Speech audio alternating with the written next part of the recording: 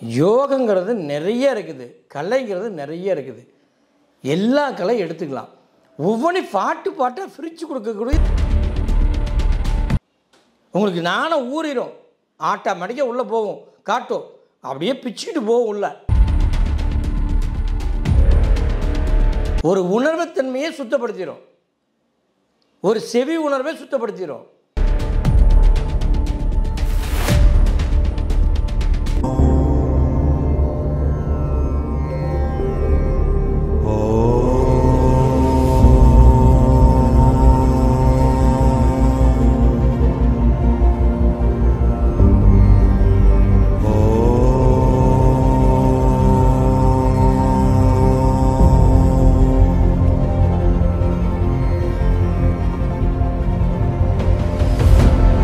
ஓம் குருவே துணை. ஓம் திருச்செந்தூர் முருகனுக்கு அரோகரா. ஓம் ஸ்ரீ ஆண்டாள் திருவடிக்கு சரணம். நம சிவாய நம, சிவாய நம. அனைவருக்கும் வணக்கம். நம்ம இன்று பார்ப்பது என்னென்னா, ஐம்புலன் அடக்கம். அப்போ ஐம்புலனை எப்படி அடக்குவது, ஐம்புலன்றால் என்ன, ஐம்புலனுடைய ரகசியம் என்ன, இதை பற்றி முழுசாக நம்ம தெரிஞ்சுக்கிட்டோம் அப்படின்னா தான் ஐம்புலனுடைய மிகப்பெரிய தாத்பரியத்தை பற்றி நம்ம புரிஞ்சிக்க முடியும். ஐம்புலன் உயிர் இருக்கின்றதா, ஐம்புலனுக்கும் நம்மளோட பேசுமா, ஐம்புலனுடைய சக்தி இருக்குதா, அப்படின்னா என்ன அப்படிங்கிறத ஒரு பெரிய விஷயமாக நம்ம தெரிஞ்சுக்கணும். அதாவது இந்த இயற்கையிலேயே முதல் உற்பத்தியானதே காற்று. காற்றுக்கு அடுத்து நீர், மண், ஆகாயம், வெப்பம்.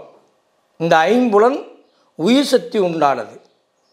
இந்த அஞ்சுக்கு உயிர் சக்தி உண்டு இருக்கிறதுனால தான் நம்ம உடம்போடு இருந்து நம்ம பேசுகிறோம். அப்போ இந்த ஐம்புலனும் இந்த உடலில் இருக்கிறதுனால தான் நம்ம சொல்கிறோம் ஐம்புலன் சக்தி நம்மளோட இருக்கிறனால இந்த உடல் அப்படின்னு சொல்கிறோம். அப்போ இந்த ஐம்புலனும் பஞ்சபூதம்னு நம்ம சொல்கிறோம்.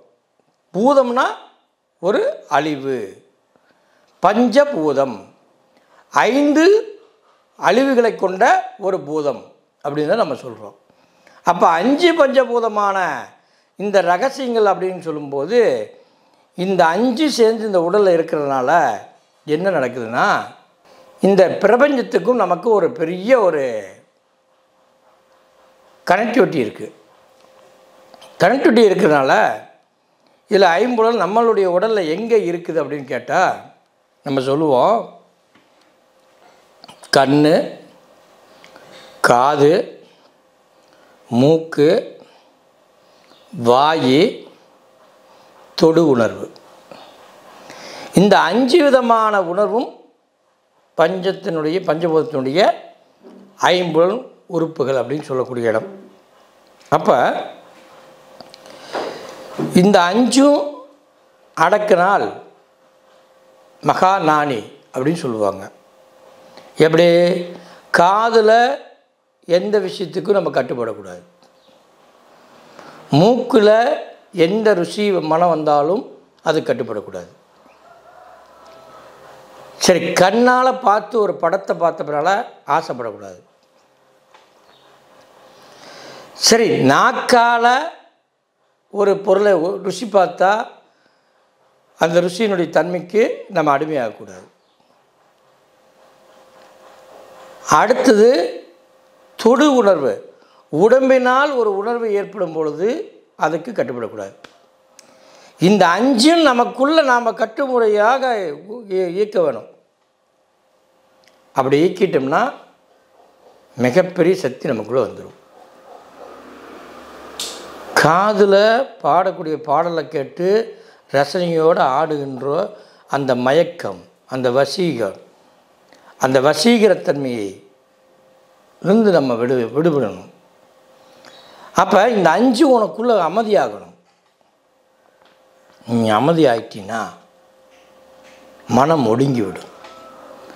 மனம் ஒடுங்கிருச்சுன்னா உனக்குள்ள இருக்கிற என்ன சொல்லுவாங்க, பீனியல் சுரப்பின்னு சொல்லுவாங்க. அந்த பீனியல் சுரப்பி சுரக்க ஆரம்பிச்சிடும். எங்கேயா இருக்குது அந்த பீனியல் சுரப்பி? புருவ மத்தியிலே இரு புருவத்துக்கு இடையில் இருக்கக்கூடிய நாடிக்கு பேர் பீனியல் சுரப்பி. இதில் 3 விதமான நாடி இருக்குது. சூரிய நாடி, சந்திர நாடி, பிராண நாடி. இந்த 3 நாடி சூட்சமாக இருக்கிறனால தான் அது உயிர்த்தன்மைன்னு நம்ம சொல்கிறோம். அந்த உயிர்த்தன்மைன்னு சொல்லக்கூடிய இடத்துல தான் முக்கியமான ஒரு ஆன்மா அங்கே இருக்குது. நம்மளுடைய ஆன்மா அங்கே இருக்குது. இந்த ஆன்மாவுடைய வெளிப்பாடு அங்கே தான் பார்க்க முடியும். இந்த உலகத்தில் என்ன வேணால் பார்க்கலாம், எத்தனையோ பார்க்கலாம். ஆனால் நம்ம ஆன்மாவை பார்க்க முடியுமானா ரொம்ப கஷ்டப்பட்டு தான் பார்க்க முடியும். ஏன் அப்படின்னா, கண்ணை மூடுனா அண்டம், கண்ணை திறந்தா பிண்டம். எல்லாமே நம்ம இந்த உலகத்தில் இப்போ வெளியே பார்த்துட்ருக்குறோம். வெளியே பார்க்கறனால இந்த தன்மையை உள்ளே பார்க்கணும். இது எப்படி பார்க்கறது பாருங்கள். யோகங்கிறது நிறைய இருக்குது, கலைங்கிறது நிறைய இருக்குது. எல்லா கலையும் எடுத்துக்கலாம். ஒவ்வொன்றையும் பாட்டாக பிரித்து கொடுக்கக்கூடியது கிரியா யோகம் மட்டும்தான். உங்களுக்கு நானும் ஊறிடும், ஆட்டோமேட்டிக்காக உள்ளே போகும், காட்டும், அப்படியே பிச்சுட்டு போகும் உள்ள. அதுதாங்க கிரியா. ஒரு உணர்வுத்தன்மையை சுத்தப்படுத்திடும், ஒரு செவி உணர்வை சுத்தப்படுத்திடும், ஒரு கண் பார்வையை சுத்தப்படுத்திடும், ஒரு நுகர்வுத்தன்மையை சுத்தப்படுத்திடும், காதில் கேட்கக்கூடிய சவுண்டை சுத்தப்படுத்திடும், இந்த ஐம்புலனை சுத்தப்படுத்திடும். இந்த ஐம்புலம் சுத்தப்படுத்தி உனக்குள்ள ஒரு தன்மை ஏற்படுத்தும் போது அண்ட வேறு பிண்ட வேறு கிடையாது. அண்டமும் பிண்டமும் ஒன்றாக இணைந்த இந்த உடல் உனக்குள்ள நீ பார்க்க ஆரம்பிச்சிட்டீன்னா, உனக்குள்ள பிராணக்காற்று எங்கே நுழைந்து போகின்றது, அது எங்கே எப்படி போயிட்டு இருக்குது அப்படிங்கிறது உன்னுடைய உணர்வு மூலியமாக நீ பார்க்க முடியும். அப்போ உன்னுடைய ரத்தம் எப்படி ஓடுது, உன்னுடைய உறுப்பு எப்படி இருக்குது, அப்போ கல்லீரல் எப்படி இருக்குது, மண்ணீரல் எப்படி இருக்குது, கிட்னி எப்படி இருக்குது, இது எப்படி இருக்குது, எல்லாத்தையும் நீ பார்க்க முடியும். அப்போ நீ பார்க்கும் பொழுது நீ என்ன உணர்வு மூலியமாக கூறுகின்றாயோ அதுவே அந்த உடலை சரிப்படுத்தும். பாருங்க எவ்வளோ பெரிய சயின்ஸ் உள்ள இருக்குன்னு. நீங்கள் புரிஞ்சுக்கிட்டது இவ்வளோதாங்க. இந்த உடல் கடவுள் பெருமான் எப்படி படைச்சு கொடுத்துக்கிறார் பாருங்க. பெருமானுடைய படைப்பு சாதாரண படைப்பா? இதுவரைக்கும் நீ வாழ்ந்தது எல்லாமே பொய்யான வாழ்க்கையில் வாழ்ந்து இந்த பணங்கிற ஒரு நோக்கத்திலேயே வாழ்ந்துட்ட. எனக்கு தேவை, எனக்கு தேவை. என்னைக்கு தான் உனக்கு பணம் தேவை முடியும்? என்றைக்குமே முடியாது. அது வேணும்னா முதல் நீ அமைதியாகணும்.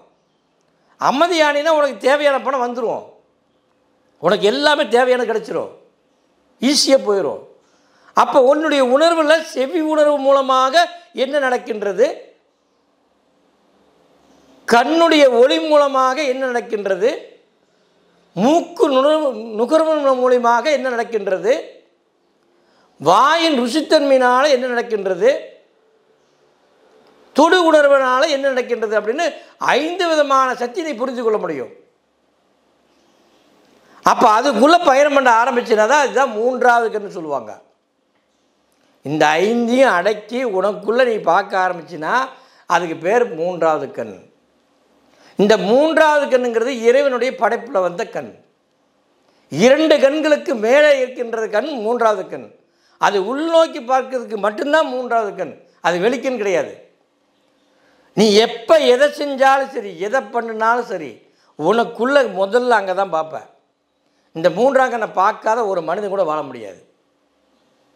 நல்லா புரிஞ்சுக்குங்க. அப்படிப்பட்ட ரகசியங்கள் நிறைய அள்ளி கொடுக்குது. இன்றைக்கி பீனியல் சுரப்பியில் டெஸ்ட் பண்ணால் ஆராய்ச்சி பண்ணால் போயிட்டே இருக்குது. என்ன முடிவு பண்ண முடியல யாராலையுமே. எத்தனையோ விஷயம் தோன்றுது. அதான் சொல்கிறேன், அண்ட சராசரத்துக்குள்ளே இருக்கக்கூடிய அத்தனை ரகசியங்களும் இந்த பிண்டத்தில் இருக்கிற பீனியல் சுரப்பிக்குள்ளே இருக்குதுங்கய்யா. நீங்கள் பார்த்துட்டா நீங்கள் பெரிய ஆள். சும்மா தேடி தேடி தேடி தேடி அலைய வேண்டாம். எதையுமே அலைஞ்சு தேவையில்லாத மந்திரங்களை ஜபிச்சு ஜபிச்சு ஜபிச்சு ஜபிச்சு சும்மா போட்டு குழப்பிக்க வேண்டாம். குழப்பிக்கிற ஒரு விஷயம் கிடையாது. உனக்குள்ளே ஒரு மிகப்பெரிய ஞான தெளிவு வேண்டும். அற்புதங்கள் நடக்க ஆரம்பிச்சிடும். நல்லா புரிஞ்சுக்கங்க.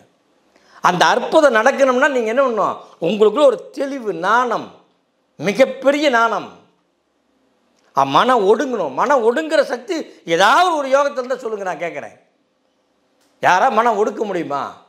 ஒடுக்க முடியும். இருக்குது பயிற்சி நம்மக்கிட்ட. மனம் ஒடுங்குற பயிற்சி இருந்தால் நீ என்ன வேணால் கற்றுக்க முடியும், என்ன வேணால் பார்க்க முடியும், எதை வேணால் புரிஞ்சிக்க முடியும். உனக்குள்ளே எல்லாமே தெரியும். மனம் அடங்குனா தாங்க ஆன்மாவே வெளிப்பாடாகும். வெளிப்பாடானால் தான் உனக்கு எல்லாமே புரியும். நீ பேசுகிறலாம் வித்தியாசமாக பேசிட்டு இருக்கிறாங்க உங்ககிட்ட, உங்களுக்கு புரியல. இதுவோ கூட்டமாக போனால் நாமளும் கூட்டமாக போகிறோம், போயிட்டுருக்குறோம். தவறு. முதல்ல அறிவு திருவுகோள். அறிவை திருவணும். உனக்குள்ளே புரியணும். ஞானம் பெருகணும். பேசினாத்தான் அறிவுன்னு நினைக்காதீங்க. பேசாமே உனக்குள்ளே வரணும். அதுதான் அறிவு. அந்த அறிவு வந்துருச்சுன்னா ஞானம் வந்துருச்சுன்னு அர்த்தம். அப்போ அற்புதங்கள் நடக்க ஆரம்பிச்சிடும். அப்போ நீ என்ன வேணால் செய்ய முடியும். நீ என்ன நினைக்கிறியோ உணர்வில் அதெல்லாம் நடக்க ஆரம்பிக்கும். உண்மையிலே சொல்கிறேன், இறைவன் உணர்வுத்தன்மையானவர். இந்த உணர்வுத்தன்மையானவர் 72,000 நாடி நரம்புகளுடைய சமதத்தில் இருக்கின்றார். இந்த 72,000 நாடி நரம்புகளும் பிரபஞ்சத்துக்கும் நமக்கும் ஒரு பெரிய கனெக்டிவிட்டி இருக்குது. இந்த கனெக்டிவிட்டி மூலமாக தான் 112 சக்கரா வேலை செய்யுது. 112 சக்கராவில் 10 சக்கரா மூலமாக இயங்குகின்றது. இந்த 10 சக்கராவில் உடலில் 7 சக்கராவும் மீதி 3 சக்கரம் தனியாக இருக்குது. அப்போ இந்த 7 சக்கரான்னு சொல்லக்கூடியது தான் நம்முடைய மூலாதாரம், சுவாதிஷ்டானம், மணிப்பூரகம், அநாகதம், விசுத்தி, ஆக்னை, சகஸ்காரம் சொல்கிறோம். இந்த 7 சக்கரானுடைய இணைப்பும் சகஸ்காரத்தில் போய் உட்காந்துக்கணும். ஒரே கனெக்டிவிட்டியில் இருக்கணும். அப்படி இருந்துச்சுன்னா உனக்கு ஞானம் மலர்ந்து விடும். ஞானம் மலர்ந்தா யோகம் தானாக வந்துடும். யோகம் தானாக வந்துட்டா நீ என்ன நினைக்கிறியோ அது உணர்வு மூலிமா நடக்க ஆரம்பிச்சிடும். இந்த அங்கே அற்புதமான கலை கிரியா யோகங்கிறது. இதுவோ சொல்கிறார் அவர், கிரியா அப்படிலாம் கிடையாது. கிரியாவில் மிகப்பெரிய கோடிக்கணக்கான ரகசியங்கள் கொட்டி கிடக்குது. நீங்கள் நினைக்கிற கிரியா யோகம்னா சிம்பிளான யோகம்லாம் கிடையாது. நீ புரிஞ்சுக்கிறது 1 நாளில் புரிஞ்சுக்கலாம், 3 நாளில் புரிஞ்சுக்கலாம், 3 மாதத்தில் புரிஞ்சுக்கலாம், 3 வருஷத்தில் புரிஞ்சுக்கலாம், 30 வருஷம் கூட ஆகலாம். முதல்ல நீ செய்யக்கூடிய பயிற்சியை ஒழுங்காக பண்ணக்கூடிய தகுதியை நீ கற்றுக்கணும். கற்றுக்கிட்டு முறையே செய்யணும். 21 நாள் செஞ்சினாவே உன் உடலில் மாறுறது நல்லா தெரியும். மாறினாத்தான் நீங்கள் அந்த யோகத்தை அடைஞ்சின்னு அர்த்தம். அப்போ பாருங்க, உங்களுக்கு புரியும். நீ என்ன தொழில் பண்ணுற, என்ன வருமானம் பண்ணுற, எப்படி செய்கிற, எந்த தொழிலை எப்படி கொண்டு வர, நீ என்ன செய்யணும், அடுத்து என்ன பண்ணலாம், எப்படி பேசணும், என்னென்ன மாதிரி நடந்துக்கணும், எல்லாம் உனக்குள்ளே கற்றுக் கொடுத்துரும். அதுதான் குரு. குருங்கிறது நானும் நீங்கள் கிடையாது. பெருமானே உள்ளடங்கி நமக்குள்ளே புகட்டக்கூடிய மிகப்பெரிய நாணம் தான் குரு. அந்த நாணத்தை நீ கற்றுக்கொண்டால் உலகத்தில் வேறு எதுவுமே தேவையில்லை. யாரையுமே தேட வேண்டிய அவசியம் இல்லை, யாரையும் பார்க்க வேண்டிய அவசியம் இல்லை. உன் வாழ்க்கை மிகப்பெரிய மகிழ்ச்சியாக மாறும், பேரானந்தமாக மாறும், ஆனந்தமாக இருப்ப, அற்புதமாக நடக்க ஆரம்பிக்கும். உன் உடல் ஆரோக்கியமாக அற்புதமாக இருக்கும். உன் உறுப்புகள் அப்படியே பளபளன்னு அப்படியே புத்துயிர் பெற்று இருக்கும். அப்போ நீ உன்னுடைய உடலை காயகல்பமாக மாறும். இந்த காயகல்பமாக மாறி நீ மிகப்பெரிய மாற்றத்துக்கு வந்துடுவ. அப்போ சொல்லுவ நீயே, ஐயா இப்படி ஒரு சந்தோஷமும் இந்த உடல் ஆரோக்கியம் இது வரைக்கும் நான் லைஃப்லேயும் பார்த்துலம்பேன். அவ்வளோ பெரிய ரகசியம் இதுக்குள்ளே இருக்குது. இது ஒவ்வொன்றையும் அதாவது முதல் நிலை 2ஆம் நிலைன்னு சொல்கிறோம். இந்த முதல் நிலை என்ன, 2ஆம் நிலை எப்போ வேணால் கொடுத்துடலாமா? கொடுக்க முடியாது. அப்படி கொடுத்துட்டா என்ன ஆகும்? உஷ்ணம் அதிகமாகிடும், உடம்பு கெட்டு போயிடும். முதல் நிலை எடுத்துட்டா ஒரு 3 மாதம் கழித்து 2ஆவது நிலை எடுக்கணும். அப்போ தான் இந்த உடல் எல்லாமே சமப்படுத்தும். ஏங்க என்ன மாதிரி ஒரு ப்ராசஸ்ஸு, எந்த ஒரு யோக பயிற்சியிலும் இல்லாதது. நீ நினைக்கிற மாதிரிலாம் கிடையாது. பல யோகத்தை கற்றுக்கிட்டு வந்துட்டேன். ஆனால் எந்த யோகத்திலும் இந்த மாதிரி ஒரு பவர்ஃபுல்லான ஒரு பவர் பார்க்கவே கிடையாது. பயிற்சி பண்ணுறனைக்கே 1/2 மணி நேரத்தில் நமக்கு அந்த சக்தி கிடைக்குதுன்னா இது வரைக்கும் எந்த ஒரு பயிற்சியும் நான் பார்க்கல. இதுதாங்க உண்மை. அதனால் ஒவ்வொருவரும் இந்த கிரியாயத்தை கற்றுக்கொண்டு மிகப்பெரிய மாற்றத்தை அடைந்து உச்சகட்டத்துக்கு வாங்க. உங்கள் வாழ்க்கையை உயர்த்துங்க. உங்களுடைய அன்றாட வாழ்க்கையில் சந்தோஷமாக இருங்க. இந்த பூமிக்கு வந்ததே சந்தோஷம், மகிழ்ச்சி, ஆனந்தம், பேரானந்தம் பெற்று பெருவாழ்வு வாழ்ந்து பிறவியில்லா பெருங்கடன் பெற்று சிறப்பாக வாழ வேண்டும் என்பதை கூறி நன்றி, வணக்கம்.